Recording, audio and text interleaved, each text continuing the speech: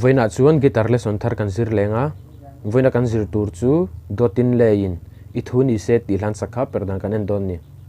an sakna ki hi e nia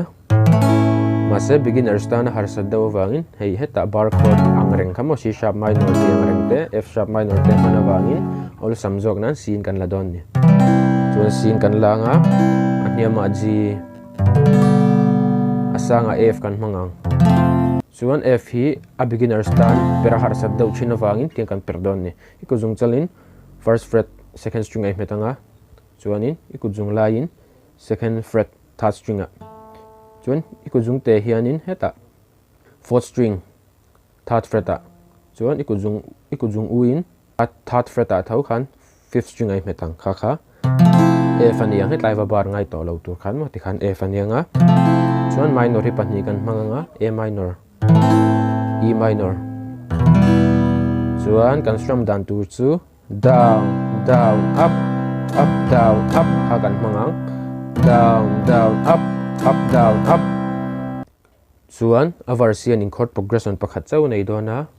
C A F G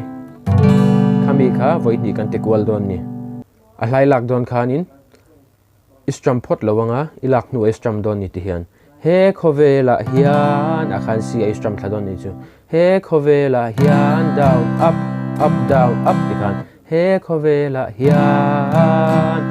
lo chawin efa veidong thin ma ila jia down down up up down up chuanin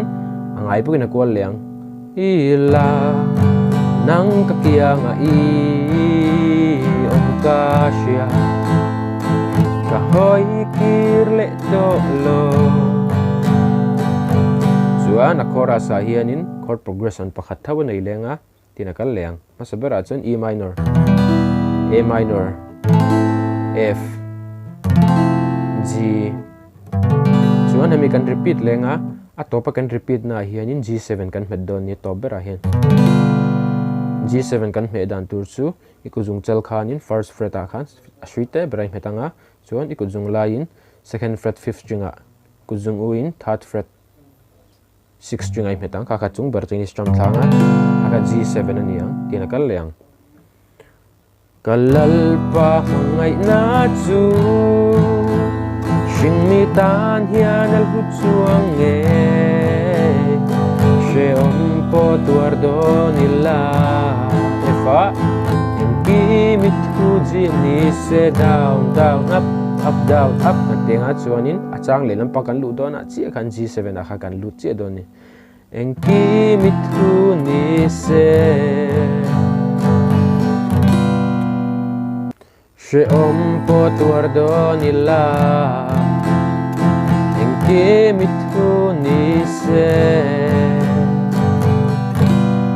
na na na na na chandam na chakalo na na na tu na chuan kia on hi thang ver photo ang kalal pa ngai na chu shin mi ta hian na hu chuang nge she om po tuar do nila ki mit hu ni se ti khan hla chu kal don ni thil harom lawa chord progression kha avarsa pakhat akhora sa pakhat chian ya ti jong kha ni ole khati song khatun tuma guitar lesson kan zir thei chani sela